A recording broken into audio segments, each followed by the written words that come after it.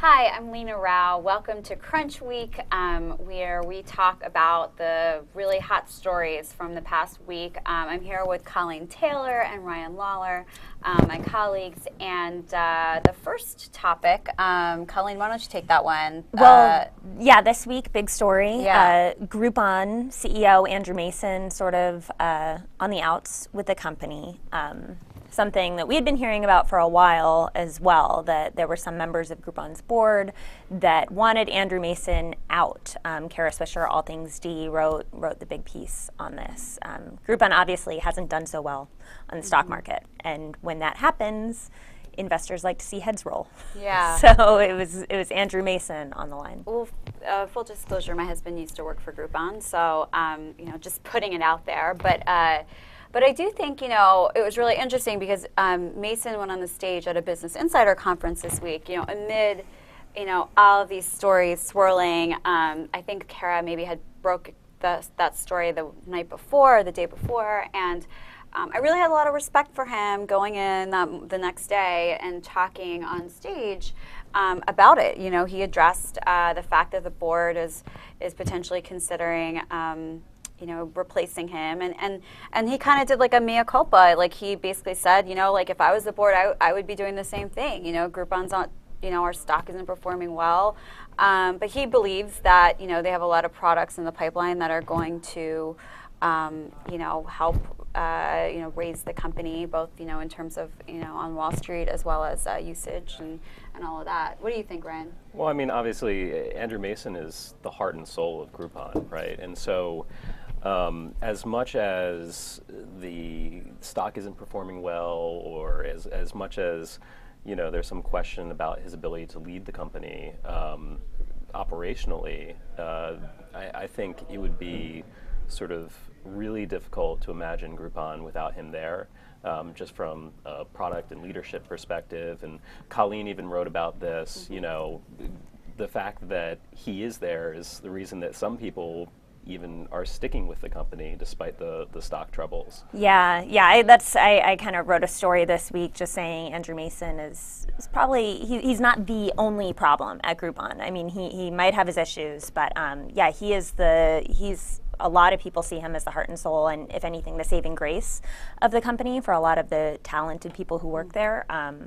And so, maybe it would make Wall Street happy to see Andrew Mason go, but I don't think that would actually solve the problems that Wall Street is really worried about, and ultimately that might help, or it might hurt things more than it helps. Right, yesterday, I guess the board met, and the report was that they decided not to fire Andrew, and unfortunately the stock dropped this morning. So,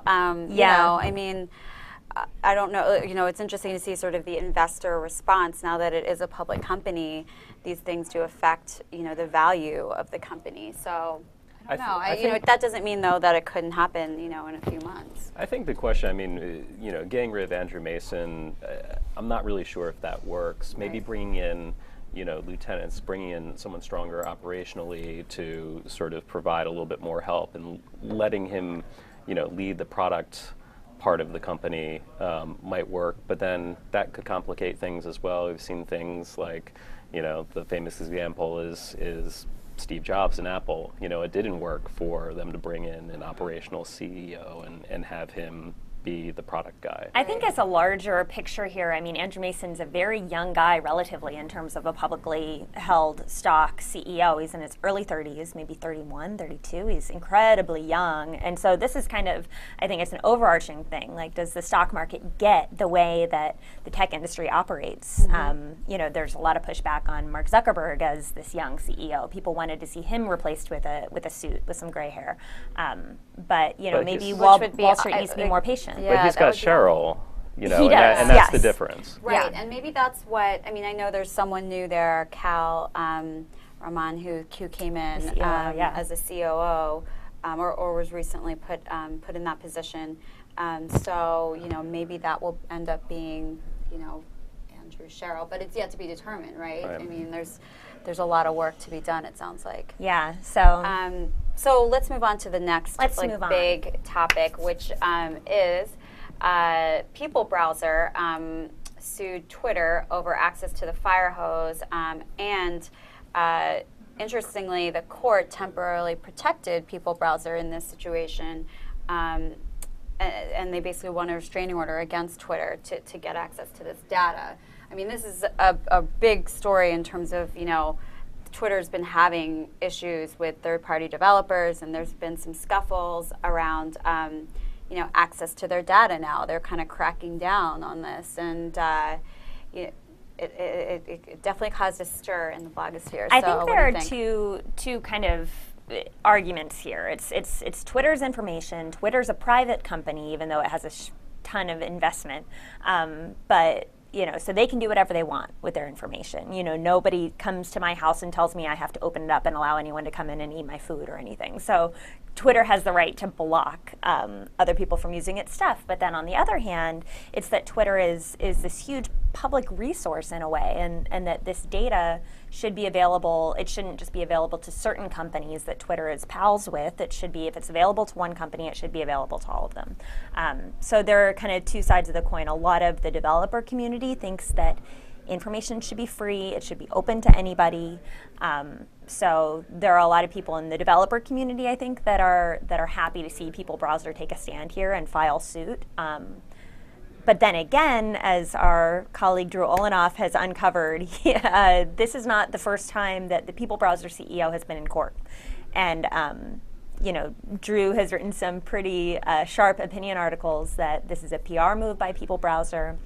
This is a PR move by Cred, PeopleBrowsr's app, and their CEO is somebody who's had his fair share of lawsuits. Mm-hmm. So that it's a little murky. It's not. Mm-hmm. It's not so much just. I just don't know that this is an issue that should be solved by a court. I mean, it's as wonderful a resource as Twitter is. It's not the local. Public utility, right? It shouldn't have to be open, and it seems strange to me that this is, going to courts, because it just doesn't seem to be, something that falls under any court's jurisdiction. Yeah, I mean, it's so interesting because it's really something so new. Right. I'm sure there's not a lot of legal precedent for this sort of situation, but you have to kind of. It is Twitter's decision whether or not they want to control that data. And I think the problem now is that it was free, and now they're reining it back, whereas there have been a lot of companies that have, Facebook or whoever, who've kind of made their strategy and then stuck with it. And the problem now is Twitter is sort of like was on one side of the fence and now is on the other. And it's causing, a lot of, I think, backlash in the developer community, which is an issue because, you look at the growth of Facebook with Facebook apps and the platform, and you have to think that Twitter can only, stand to grow from more developer involvement, and this probably isn't, a good sign, maybe.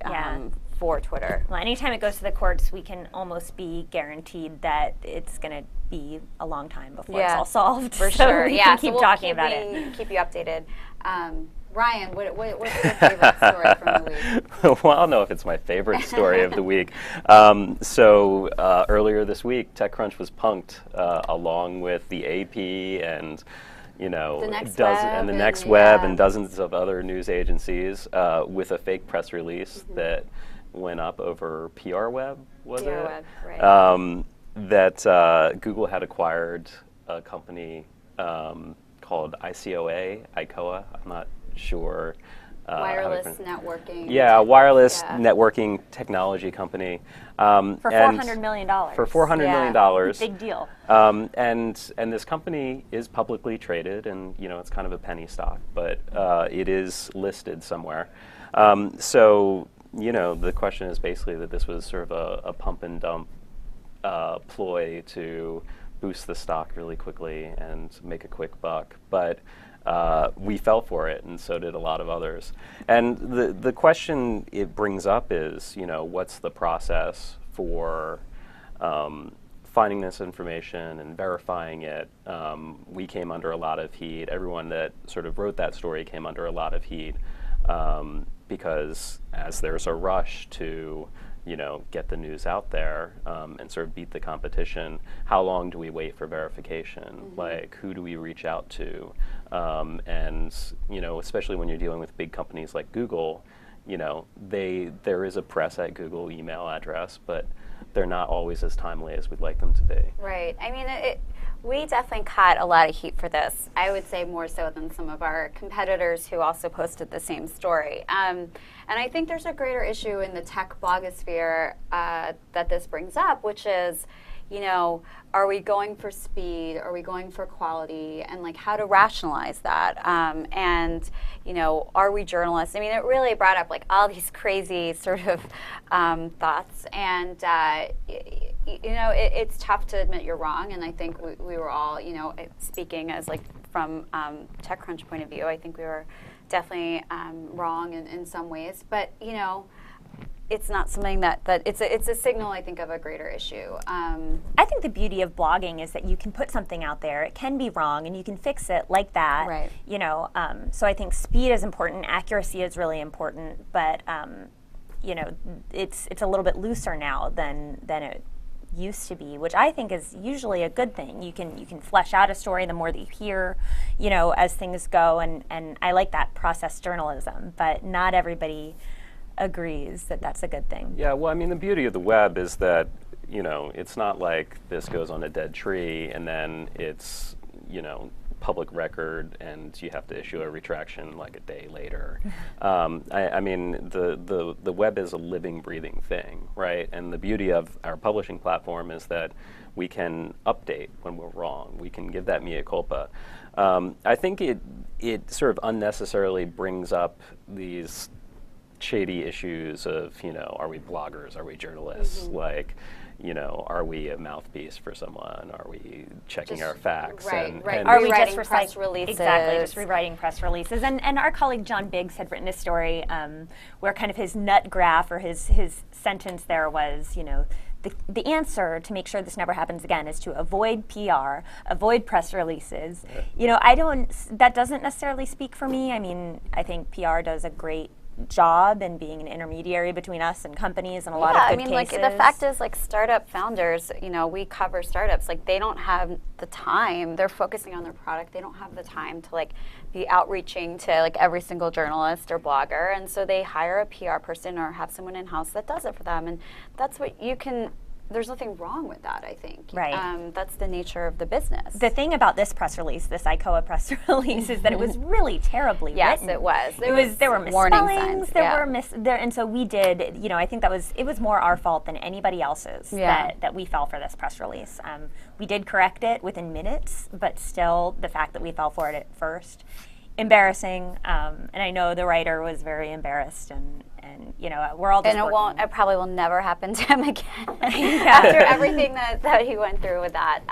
But anyway, well, it's been a pleasure to discuss these week's stories with you, and hopefully you'll join us next week for the next Crunchweek. Thanks.